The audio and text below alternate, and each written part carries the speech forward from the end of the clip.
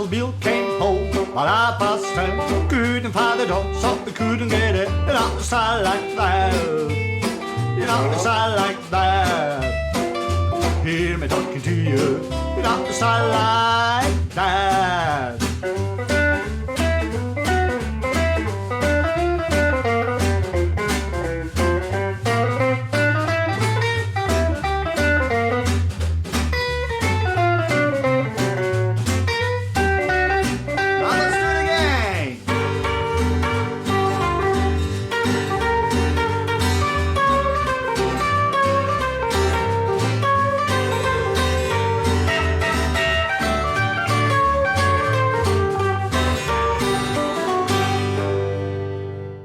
Hello guitar players, and happy Halloween, by the way. Today is 31st of October when I'm recording this, and I've got a somewhat spooky topic for you today, which is stereo rockabilly guitar. Stereo already sounds suspicious. You have just heard it.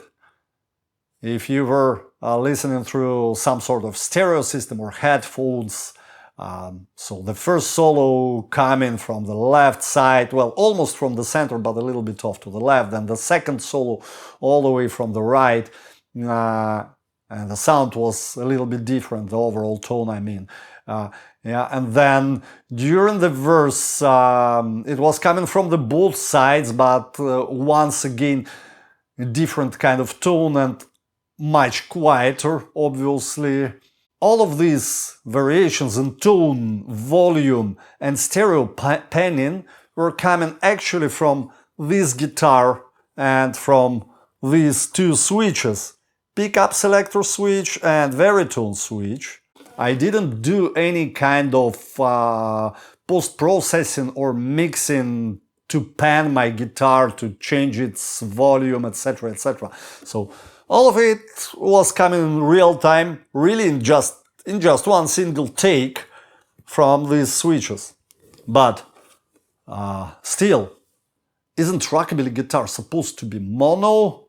Well, I've heard something like rockabilly means one single microphone, one single take, one single channel, and probably they didn't even have any kind of stereo back in the 50s. Or did they?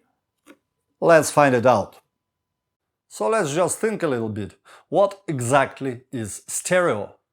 Well, as a human being, you've got two ears, and I really hope everything is okay with your hearing. And then just imagine, like if you are sitting here together with me on this sofa, and there is a band in front of us playing, and then let's say the double bass of that band is standing on the left side.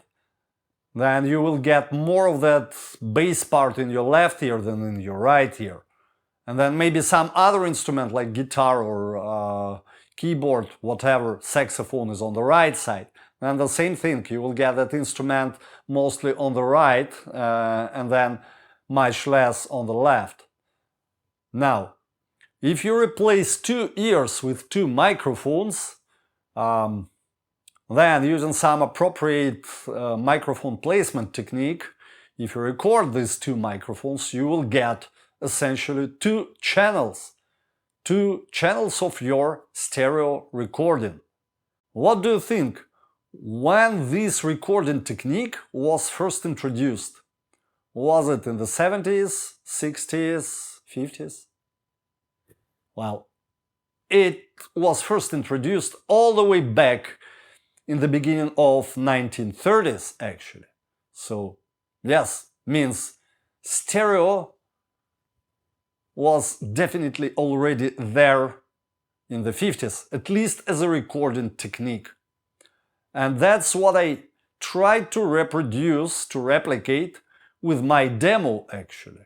So let me invite you for a moment into this room where I did this recording. It is my living room, by the way.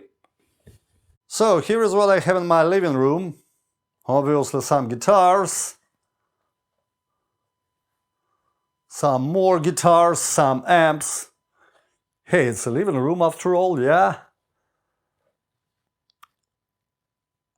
and a couple of microphones, pointing left and right. And this is my actual stereo recording setup, my left and right channels of my stereo recording. Then yet one more microphone which I was using for vocals, but actually not only for the vocals, because all of the microphones are just in the room, so they were always on, capturing actually all of the instruments, all of the parts which I was recording. And finally, the fourth one is a dedicated bass microphone for the bass amp. So essentially, I try to reproduce that old 4-track recording technique from the 50s. And now, if you take a look at this picture, and this is one of my favorite pictures actually, these are Gene Vincent's Blue Cats, obviously. Sorry, Blue Caps. And you can see two microphones in the room, capturing the room sound. This is called a spaced stereo pair of microphones. Yeah, this is the actual name of this mic placement technique, spaced stereo pair. And then a dedicated microphone for the guitar amp. And the fourth one was dedicated to Gene Vincent's vocals. It's not in the picture, but it was there. But if you listen to the actual songs, the actual recordings of Gene Vincent, those are definitely mono. So they recorded it using some stereo miking techniques, but released in mono. How come?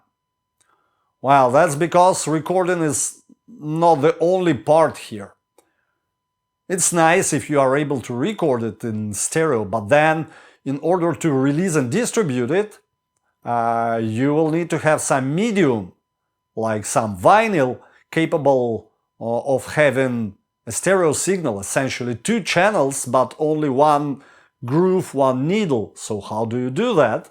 Well, in the end, they solved it by encoding one channel as the needles left to right movement and the other channel as needles up and down movement.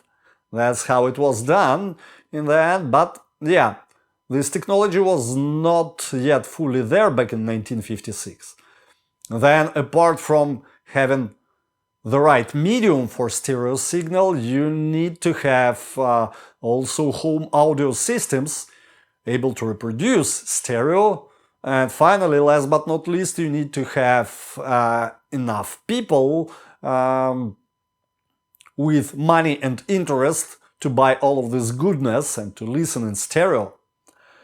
So, it was not there in 1956 when most of those historical rockabilly recordings were released, but when do you think the first commercial stereo release was done?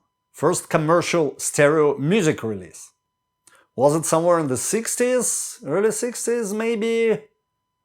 Well, it happened in 1958. So, although maybe it doesn't belong strictly to rockabilly, but still stereo is definitely a 50s thing already. So starting from 1958, it was like opening Pandora box. Yeah, literally all of the musicians started making stereo releases, stereo recordings and stereo releases. Like country artists like Patsy Cline or Conway Twitty, you name it, yeah. Elvis, once returning from Germany, from the army, he released Elvis is Back album in 1960. And pretty much all of the releases, all of the Elvis releases after returning back were done and produced and released in stereo. I think I will make a short list of some notable, in my opinion, notable stereo recordings from the late 50s, early 60s. I will put it into the description of the video. So obviously it will contain Elvis and Patsy Cline, but then who else? Surf bands maybe. the Ventures. The Ventures were recording everything in stereo, but then they were releasing it in parallel. They had mono releases for folks who didn't yet have stereo systems at home, and then they had stereo releases. Listen to Shannon's Runaway. It's very interesting. You will hear almost the whole rhythm section, like drums and bass in one channel, and then all of the rest of the band in the other channel. Then if we talk about jazz,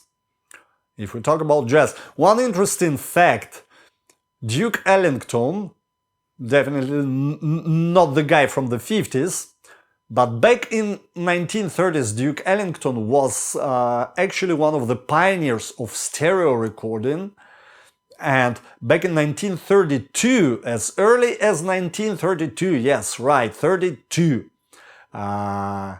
they made a recording of Duke Ellington's orchestra, a stereo recording. They released it in mono, but then the original stereo tapes were put on the shelf, and somewhere in the middle of the 60s, those were re-released in stereo, just like they were originally recorded. Then, who else? If we are talking about jazz cats, let me name Hank Garland. Well, maybe he was not strictly a jazz cat. He is famous for his Sugarfoot track tune and for his countless Rockabilly sessions as a member of the Nashville's A-Team, but in the end of the 50s, early 60s, he released two beautiful jazz albums featuring also Gary Burton on vibraphone, and those jazz albums influenced nobody else but George Benson to pursue a professional jazz guitar player's career. And definitely those albums were recorded in stereo, so you can hear like bass part on one side, drum part on the other side, then instrumental parts coming from left and right, etc. And even some special stereo effects like some drum breaks coming from the left and from the right and then immediately from the left. One more reason for me to mention Hank Garland is, look at this. A very beautiful prize, right? This is his original guitar, a prototype of Gibson ES-345 that he was using for his Elvis sessions. It has stereo outputs and it has a varitone switch. Yeah, and then there is an anecdote that during those sessions with Elvis, Hank was running his guitar through dual Ray Butts Echosonic amps. So I still have to save a little bit for this Hank Garland's guitar. That's why I don't have a Gibson ES-345, I have this. So this is an Ibanez, a pre-lawsuit Ibanez, which actually is a copy of ES-345. It was built in 1977, the year when I was born, so I have some sort of special connection to this guitar. It has a stereo output, it has a varitone switch. I actually had to rebuild its wiring harness pretty much from scratch, because the previous owner ditched all of these features. Like most of us, he didn't know why do you need these kind of things.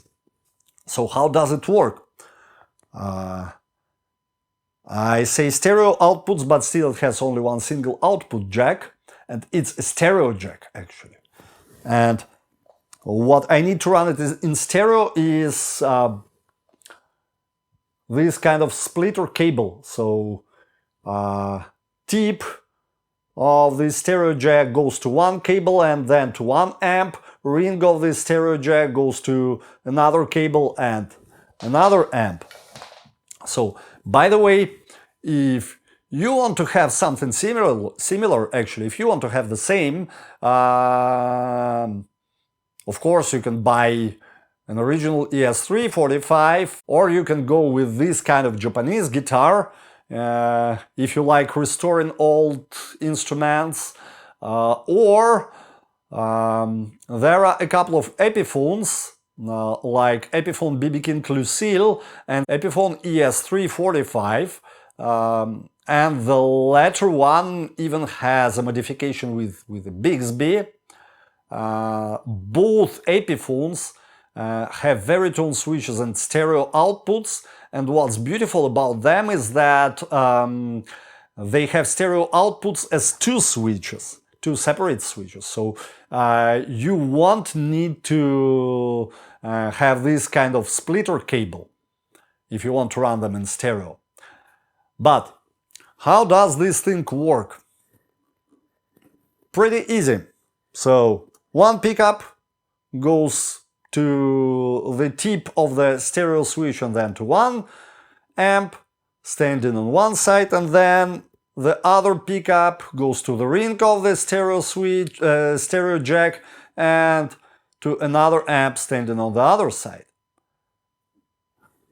So depending on where your pickup selector switch is, your sound comes either from the left or from the right, or if you engage both pickups, then you will have it both sides.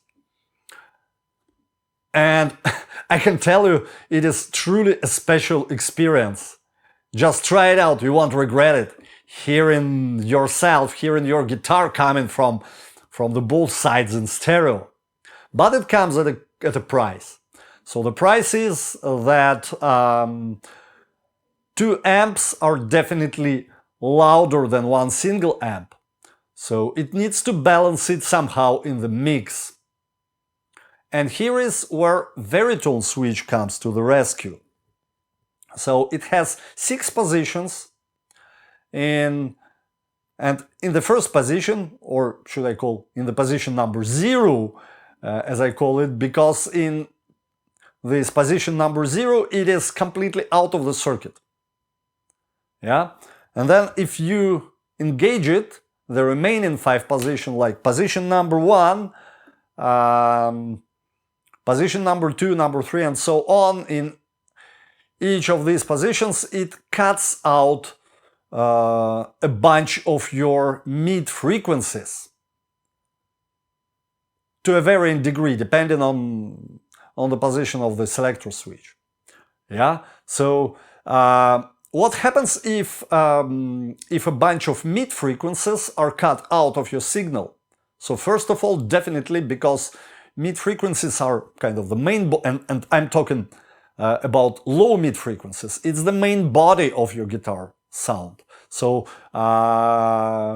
your sound starts lacking body. First of all, it becomes quieter, down in volume. And then, most importantly, because some of the frequencies are cut out, it gives some room for the other guys, like for the vocals or for the other soloing instruments. So, and that's what I did when recording my demo in the beginning of the video. Yeah, so I started in the first varitone position when it was engaged, so, and having both pickups on, yeah, so my guitar was kind of in the background. It was coming from the both speakers, so kind of standing behind the vocals, but it was quieter, and it was giving some range of the frequencies, giving some room for the vocals in that range of frequencies. So that's exactly where you want your guitar to be in such context, in such a situation.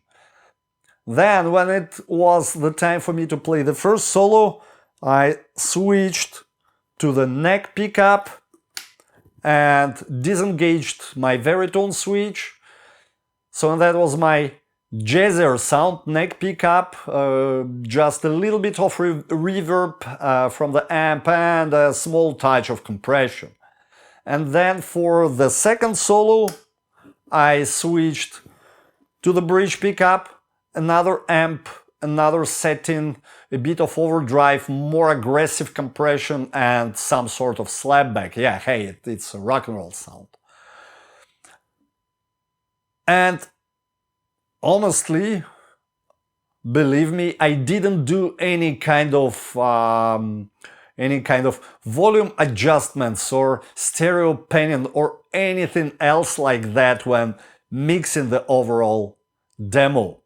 Yeah, so everything like moving from left to right, from the background to the front, all of these tricks was done by these two switches. And I think actually that was the main, this kind of use of this guitar was the main driver behind development of ES-345. So if you think of Garland was doing a lot of session studio work, and that's when these kind of features were becoming handy. And that's pretty much why we modern days guitar players, we often fail to understand why do you need this varitone switch, why do you need stereo outputs, because honestly I would hate to take 2 amps and 2 pedal boards and 2 microphones to a gig, yeah, and then I will have to set it all up and balance the volumes between these 2 amps. Yeah, this is definitely not something I would like to do if I'm going to play a gig. But for a recording situation, yeah, nowadays you can record as many tracks as you want and then just pan them left and right in your digital audio workstation. However, back in the days when Elvis was recording his latest Flame or Little Sister, they didn't have this digital audio workstation. So all they had was a couple of stereo microphones in the room. And that's why ES-345 with its stereo stuff and varitone most likely was developed. Now to complete the topic, let me recall yet one more stereo guitar player from the 50s. A very famous guitar player. The certified guitar player. Yes, Chet Atkins himself. Look at this album cover. This guitar, Gretsch reissued it somewhere around, if I remember correctly, in 2008 or 2009. It's truly a beauty. It's orange. It has sealed F-holes and that Chet Bixby arm, and the model is called Gretsch G6120-CGP, certified guitar player. Well, once I almost bought this guitar, one of these guitars, but the very last minute the seller decided against the deal. He simply decided to keep it. That was kind of really a blow for me, to be honest, but I cannot blame that guy because if I had this guitar I would also hate to sell it. So if you find one of these on the market, grab it before the seller changes his mind. Now, what about stereo features of this guitar? Those are somewhat different than stereo features of ES-345. So it also has dual outputs, and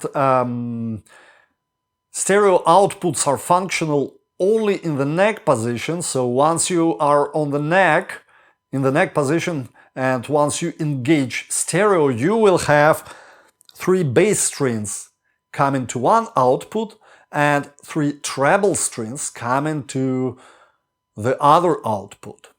Well, Chet himself didn't use it actually for stereo. Listen to tunes like Chinatown, My Chinatown, for example, and you will hear that the bass line that Chet plays with his thumb, it has some slapback echo, while the melody on the treble strings doesn't have the slapback. So this was Chet's use for dual outputs, so that he could run bass strings and treble strings through different effects. Yeah, but no one prohibits you to be creative and, for example, to play a bass solo coming from one speaker on one side and then treble solo from the other speaker on the other side. And yeah, that was it for today. Thank you for watching. Goodbye.